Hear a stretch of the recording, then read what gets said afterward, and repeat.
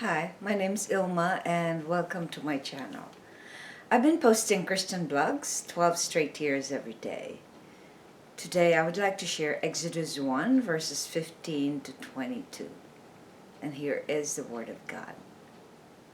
Then the king of Egypt said to the Hebrew midwives, one of whom was named Shiphrah and the other Puah, when you serve as midwife to the Hebrew women and see them on the birthstool, if it is a son, you shall kill him, but if it is a daughter, she shall live. But the midwives feared God and did not do as the king of Egypt commanded them, but let the male children live. So the king of Egypt called the midwives and said to them,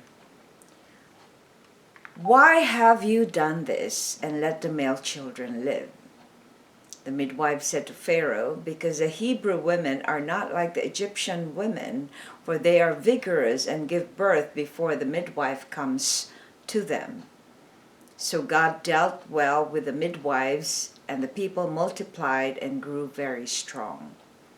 And because the midwives feared God, he gave them families. Then Pharaoh commanded all his people, "Every son that is born to the Hebrews you shall cast into the Nile, but you shall let every daughter live." Exodus 1, verses 15 to 22. Here's the poem I wrote, inspired by those verses. The midwives who feared God. As the king of Egypt continued to feel threatened by the Israelites' multiplication, he ordered the midwives to stop the Hebrew women from bearing male infants. But the midwives feared God, they disobeyed Pharaoh's order and let them live. When Pharaoh confronted them, they reasoned that they were fast to give birth. And here's my commentary. Pharaoh's order to the midwives assigned to the Hebrew women to kill the male infants manifests the manipulativeness and cowardice of this tyrant. He didn't even have the courage to fight with the male grown-ups because of his fear of their number.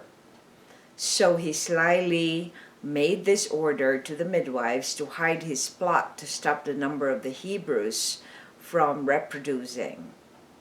It is ironic that he ordered the female infants to survive, not thinking that they are the ones who give birth and not the male children.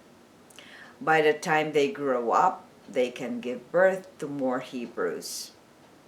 The midwives must have been Egyptians who were ordered to stop the male babies from living.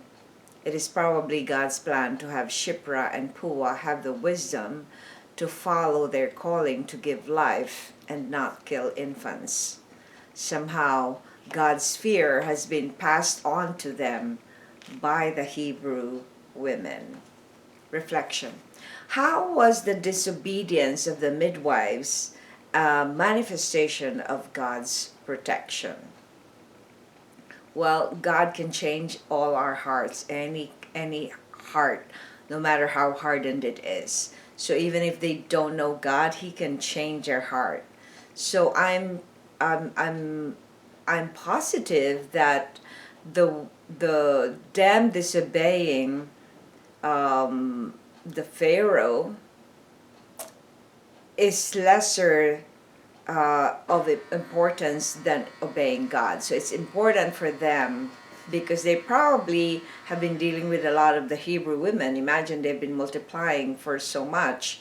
So they must have been giving birth to a lot of Hebrew women. And by having this connection and communication with them, they probably have learned to know about their God. So they know, even though if Egyptians are very superstitious, so even though they are just following superstition, just to make sure that they don't